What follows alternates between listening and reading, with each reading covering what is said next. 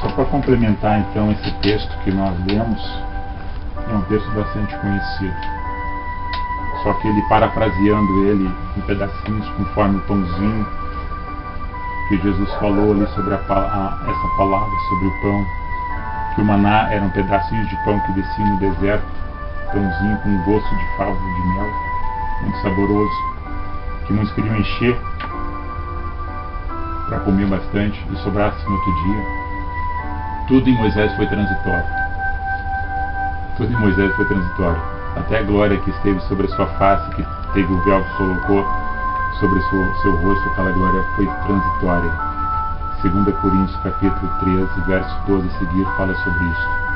Jesus anulando esta velha aliança, esse Antigo Testamento, anulando ela na sua vida, anulando ela na sua palavra, anulando ela no seu sacrifício. Ele não está dizendo assim, esqueçam isso. Não, você não precisa mais disso. Não precisa mais seguir os ritos mosaicos. Porque tudo que foi escrito antes falava de mim. Vocês estão observando as Escrituras, João 5,39, pois elas testificam de mim. Mateus 22, 29 diz que eles estavam pecando e errando porque não conheciam as Escrituras. Muito pecam e erram porque não conhecem as Escrituras e não conhecem o verdadeiro poder de Deus. Então Jesus está falando para aqueles discípulos ali que antes tinha acontecido o grande milagre da multiplicação dos pães e dos peixes, e tinha uma multidão que seguia ele, porque queria ver acontecer de novo aquele milagre, multiplicação do pão e do peixe. Muitos já estavam com a barriga cheia, e outros perdidos pelo caminho, quem sabe, sem um trabalho, sem uma renda. Vamos seguir esse homem. Daqui a pouco ele, não importando o que ele está falando, ele vai dar um pão e peixe para nós. Ele entra e vê assim que muitos estavam seguindo ele, não mais pelos sinais, não pelo amor, aquilo que ele falava, que ele anunciava, da transformação da vida das pessoas, do novo nascimento, da pessoa nascer de novo, nascer em Cristo, nascer naquilo que ele falava, naquilo que ele estava ensinando. Não, estavam seguindo porque queriam comer pão e comer peixe, era tão fácil, não precisava pescar, ele estava dando. Não precisava plantar e colher o trigo, o pãozinho vinha pronto. Então, ele fez aquilo, então estava seguindo ele por causa daquilo. Ele vendo isso no coração deles, diz, vocês estão me seguindo não jamais pelos sinais, e não pelo amor daquilo que tenho dito. Não, estão seguindo porque vocês querem comer pão. Vocês ainda não estão saciados. Mas eu quero vos dizer uma coisa. Tudo aquilo que Moisés deu foi transitório. Aquele pão, aquele peixe que vocês comeram agora há pouco vai ser transitório, daqui a pouco vocês vão largar. Mas aquilo que eu vou falar para vocês, essa tem que permanecer, que é a palavra. A minha palavra tem que permanecer nos vossos corações para que tenham um entendimento. Mas muitos de vocês não têm entendimento, não terão entendimento, porque as coisas do presente século cegou o vosso entendimento. Mas aquele que tiver compreensão, foi-lhe dado o poder, porque receberam aquele que foi enviado, que sou eu, que o meu Pai me enviou. Vocês não estão aceitando, mas aqueles que aceitarem é porque foi tocado pelo Espírito, que vai confirmar na vida de vocês que realmente eu sou o enviado. Em João 8,58, mais na frente, nesse mesmo livro, João 8,58, eles estavam discutindo ainda, tinha mais outro grupo lá discutindo com ele, e ele disse assim, antes de Abraão ser, eu sou. Quer dizer que ele já existia, de forma espiritual ele já existia. Ele estava com o Pai e o Pai o envia a ele. E quando ele estava ali, ele era o pão da vida. E é o pão da vida. E aquelas palavras começaram a ser muito duras para eles. Como é que nós vamos deixar esse rito? Nossos pais nos ensinaram a ser assim, a seguir uma lei mosaica. Dizia que viria o Messias, o Salvador, mas nos esperava um general do exército com espada empunhada para libertar nós do cativo. Primeiro foi da Babilônia, depois dos assírios, egípcios nos prenderam. E agora tem o Império Romano que está nos sufocando também, está levando nossas riquezas. Nós esperávamos um general com espada que viesse e matasse nossos inimigos e sentasse sobre o trono de Israel e nós tivéssemos um rei novamente. E vem o rei, que eles denominaram o rei de Israel, Jesus Cristo. Ele veio com a palavra da espada, com a palavra de amor, com a palavra que transforma, que liberta, que cura os corações, as almas, as enfermidades. Ele vem com a palavra de justiça, com a palavra de compaixão. Ele vem com essa palavra de vida eterna, que é o pão descido do céu. E muitos não quiseram essa palavra então não frutificou na vida de muitos, e até mesmo os discípulos tutivearam nos seus pensamentos que muitos queriam sair dali, por causa dos outros. Vamos junto com eles, porque está sendo muito duro andar nessa palavra, porque está dizendo que nós temos que comer a carne dele, que nós temos que tomar o sangue dele. Eles não estavam tendo a compreensão de que o meu Pai me enviou por um propósito, ensinar o caminho. E esse caminho eu vou terminar ele num caminho chamado Gólgota, numa cruz de madeiro. Ali eu vou colocar como sacrifício vivo para todos aqueles que confessam que eu sou enviado. Aquele que confessa que eu sou enviado, a minha carne vocês vão comer depois, lembrando-se desse momento. O meu sangue vocês vão beber, lembrando-se desse momento. E quem bebe e come desta carne, lembrar-se-ão deste momento, deste ato, confessando na sua vida que eu sou o Filho de Deus, o enviado. E que esse sacrifício que foi feito não precisa mais ser feito e realizado. Porque quem fizer algum sacrifício depois deste, está anulando esse sacrifício que eu fiz. Se alguém acha que pode fazer alguma coisa mais concernente para conseguir uma graça perante Deus, de qualquer tipo de sacrifício, está anulando a morte de Cristo. Então verdadeiramente ele está dizendo: coma do meu pão, que é a minha palavra, come da minha carne, aceita a minha morte, aceita o meu sangue como remissão dos pecados, toma do meu sangue. Daí hoje, quando a gente fala sobre a ceia do Senhor, daí no outro encontro que nós tivemos, que nós falamos também agora há pouco, que ela é tão antiga a palavra e tão contemporânea ao mesmo tempo. Nós trazemos para os dias de hoje o que seria a ceia do Senhor. A ceia do Senhor nada mais é do que as famílias se confraternizarem entre si nesse mesmo amor, nesse mesmo vínculo de fé em Cristo, confessando Cristo na sua vida, colocando Cristo Senhor entronizado nos seus corações. Limpos já estamos por essa palavra que foi anunciada. O sangue de Cristo nos lavou e nos purificou de todo o pecado, mesmo ainda sendo pecadores. Não faça confusão no entendido. Pecadores somos porque ainda nós somos falhos a cada momento, a cada instante da nossa caminhada. Mas mesmo assim, a gente confessando Cristo, Ele vai nos purificando, vai nos transformando a cada momento, a cada instante, para que essa virtude da graça, através do Espírito Santo, renove nossas forças e nossas esperanças de um dia. Passado esse momento, que nós aqui nós não somos eternos somos depois, encontrar-se com Ele. Porque Ele vai levar aqueles, eu vou ressuscitar vocês. É vocês que estão em mim. O meu Pai deu vocês, e todo aquele que o meu Pai me deu, eu não lançarei fora, estão comigo. E aonde eu estiver, vocês estarão também. Tanto é que em João 14 ele fala: vou preparar-vos lugar. Para onde eu estiver, vocês estejam também. Porque na casa do meu Pai há muitos lugares. Se não fosse assim, eu já teria avisado vocês. Daí vocês já teriam ficado atrás no caminho, quando eu disse lá naquela vez, quando vocês estavam junto comigo: vão embora então de uma vez. Então vão, você não crê em mim, vão embora, tenha liberdade de ir. Porque o Espírito testifica com vocês, porque é o convencimento através do Espírito Santo que convence que vocês e nós, que nós devemos estar em Cristo. Se confessou que você está em Cristo, você está nesse mesmo Espírito. Estamos nesse mesmo Espírito, nós estamos enraizados nessa mesma palavra.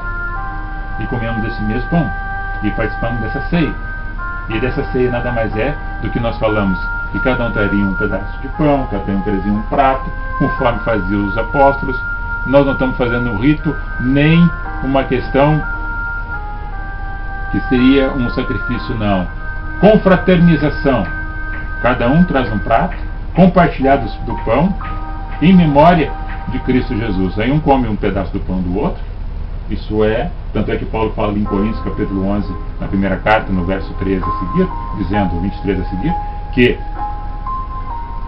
não coma demais para que o outro vai encher tua pança e o outro vai ficar sem comer.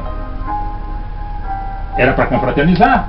Tu traz o teu prato e come tudo e não dá para o outro que não trouxe. Muitas vezes o outro não trazia porque era uma comunidade, uns tinham, outros não tinham. Então era para os outros também fazer parte da comunidade, que a igreja nada mais era que uma comunidade. As pessoas em Cristo, numa comunidade. Daí cada um come um pedacinho de pão.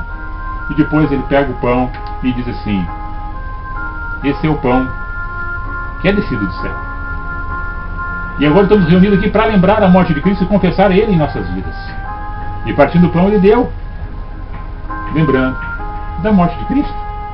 Daí que eu não comi aquele pedacinho do pão, lembrando, eu confesso Cristo na minha vida. Eu creio que nesse momento há um simbolismo de que creio na morte de Cristo, mas também creio na sua ressurreição. Estamos partilhando do mesmo pão, da mesma palavra. Verdadeiramente estamos tomando esse vinho, simbolizando o sangue derramado na cruz do madeiro, como a aspersão dos nossos pecados. Agora nós falamos sobre o quê? Batismo não salva, ceia não salva. O que salva é em Cristo. Mas se eu batizado estou em Cristo, mergulhado nele, é porque eu creio nele. Se participo da ceia do Senhor, é porque eu creio nesse Senhor. Tudo me leva para Ele. Tudo me leva para Ele. Então graças dou. Que não existe um protocolo. Creu e foi batizado. Participou da ceia. Não é um rito.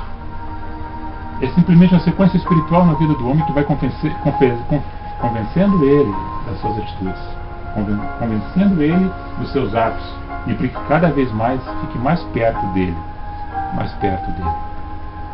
em amor, em graça, em paciência, em perseverança. Todos nós temos falhas, todos nós somos pecadores, mas graças a Deus que temos um homem que morreu por nós e hoje vive para todo sempre. As dificuldades vamos passar aqui. O mundo aí fora está tão tribulado, o nosso país, com tanta riqueza que tem. E esses governantes corruptos e mentirosos. Não tem um partido político que não esteja envolvido em corrupção.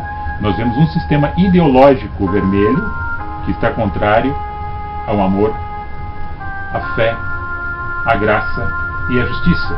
E tem outros também que estão envolvidos nisso. Mas graças temos que nesse meio de todo esse povo dessa nação, tem aqueles que confessam Cristo, que andam no amor, que andam na justiça, que andam na esperança e que andam nesta fé, e que andam nesse caminho. Porque se não fosse assim, esse tempero na sociedade das pessoas com fé, com amor, com justiça e com temor, estava virado numa baderna. Já teria talvez uma guerra civil dentro do nosso país. Vamos orar, agradecendo por esse momento. Depois vamos ali para a mesa.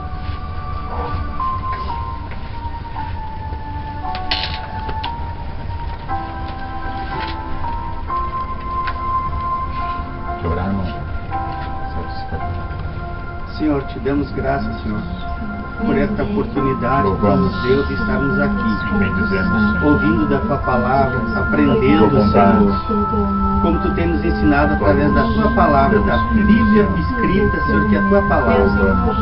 Deus abençoa cada um aqui, cada um representado, os seus familiares que estão em casa. Senhor, assim eu te peço por tudo que Tu tem feito, nos guardado, nos livrado do mal. E seja com cada um, Senhor, neste dia, nesta noite, em todos os dias de nossas vidas, que nós possamos estar unidos em Ti. Amém, Jesus. Pode cantar. Se tem alguma questão que ficou em dúvida, algum questionamento, alguma pergunta, daí podem falar, nós vamos passar ali para a mesa. Daí. Lá atrás está o suco, lá atrás. Tá tudo, ficou bem esclarecido essa mensagem.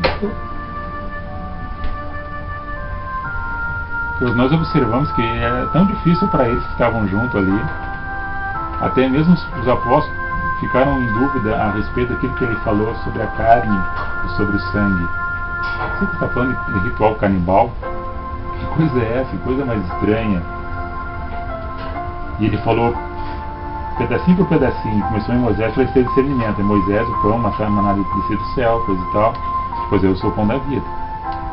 E assim foi verbalizando a palavra, para que eles tivessem a compreensão, o discernimento. Quando estala no coração de Pedro, que foi tocado pelo Espírito, disse, mas para onde nós vamos? Quem é que nós vamos seguir? Se nós seguir o outro, nós vamos andar nas trevas. Tu é a luz.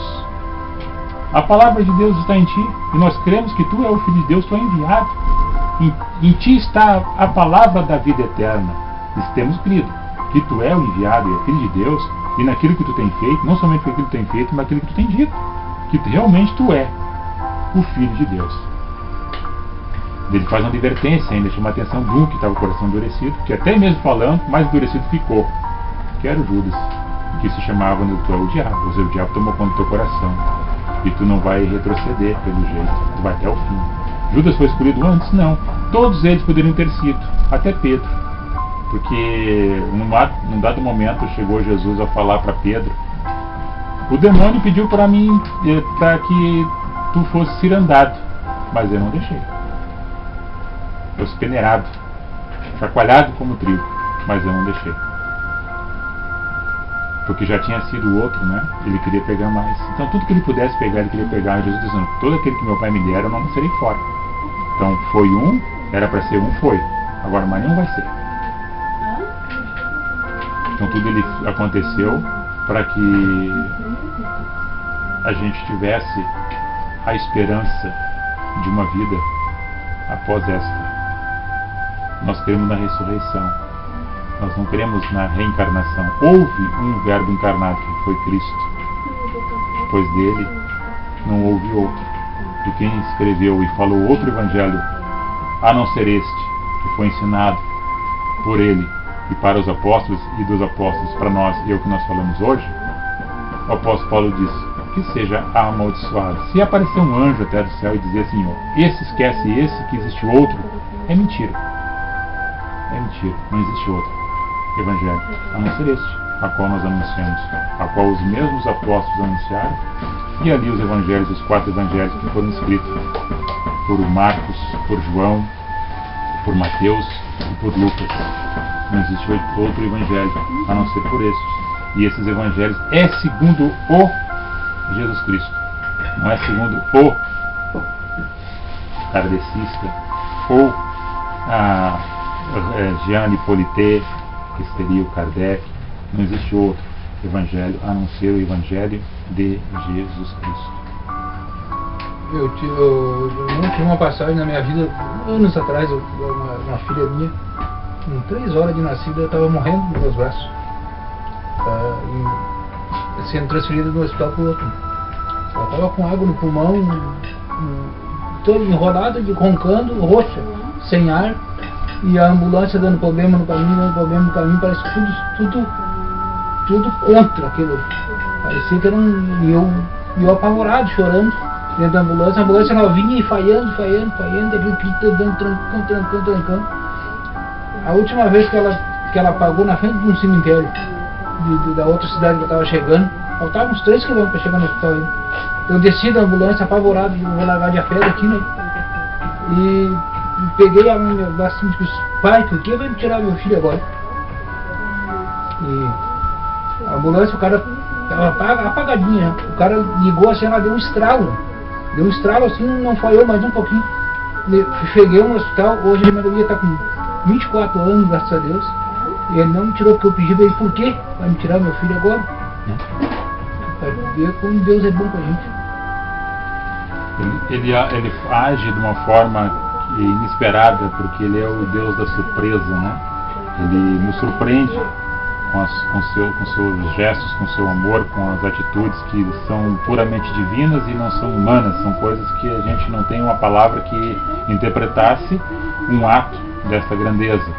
E assim como a tua fé talvez estava começando, ou já tinha uma fé já alicerçada no Evangelho, não sei qual a tua fé naquela ocasião, naquele momento, mas tudo serviu para o teu crescimento, para a tua edificação, e que a tua alegria, teu contentamento no Senhor, que tu perseverasse em circunstâncias posteriores a essa, no momento que tu tivesse passado por isso, passou por outras coisas lá na frente e disse assim: esse meu Senhor que já me te livrou de tais coisas, não vai ser desta agora que ele vai deixar o desamparado.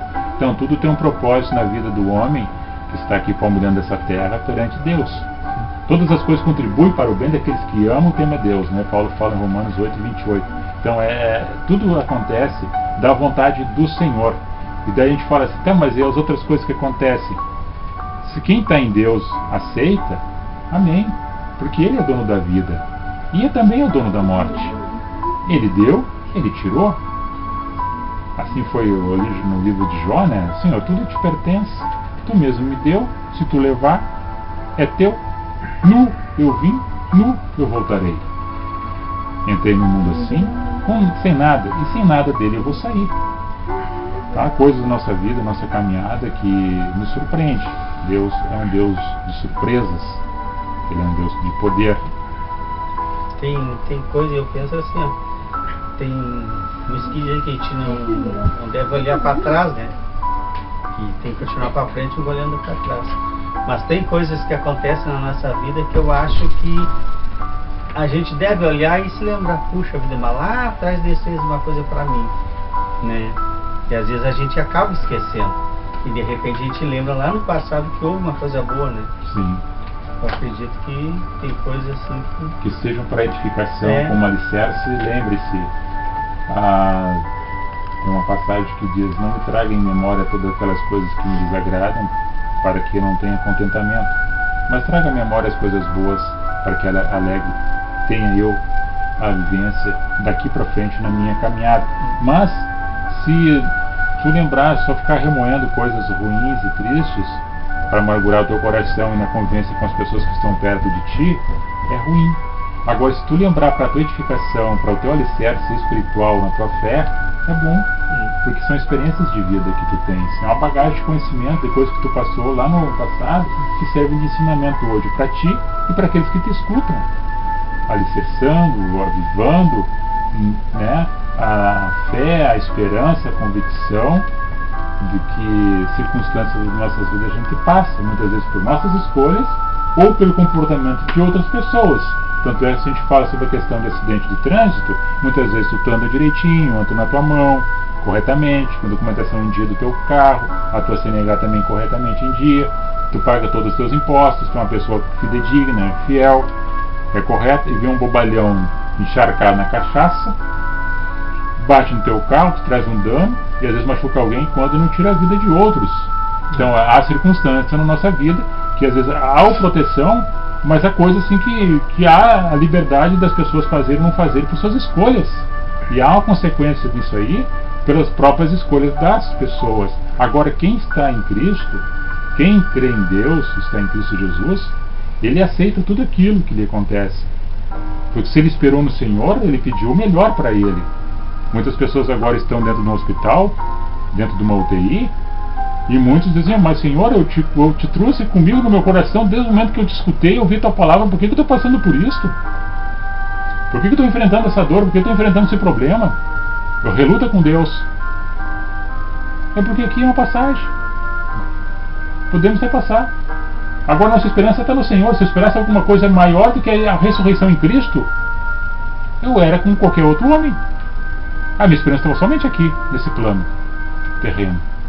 Tribulações, dificuldades, enfermidades, qualquer tipo de situação a gente vai enfrentar. Mas que Deus sempre dê discernimento, dê sabedoria para nós enfrentar todos os problemas, todas as circunstâncias adversas da nossa caminhada, para a gente conseguir sair. Porque a porta que é Cristo, do escape, Ele é a porta. Conseguimos ouvir a sua voz. Se eu peço para Deus, eu não posso atropelar. Tenho que esperar em Deus. Agora tem um momento de nós agir. E nós temos que agir convencido pelo Espírito Santo que nós temos que agir. Não agir pela uma emoção fortuita. Daí, se nós agir com uma emoção, temos uma consequência danosa. Daí, pelo nosso próprio ato de escolha, nós temos a consequência danosa ou não. Então tem que ter essa percepção, esse discernimento. Então, se vamos fazer alguma coisa, ou ficar na omissão, ou quieto, ou na inércia, temos que pedir em oração a Deus. E entender, ouvir a sua voz. O Senhor falou comigo. Eu devo tomar tal atitude. Ou devo esperar. Eu vou fazer isso. Essa é a vontade de Deus. Amém. Confiar. Vamos passar para a mesa? Podemos fazer ali, né? Aham.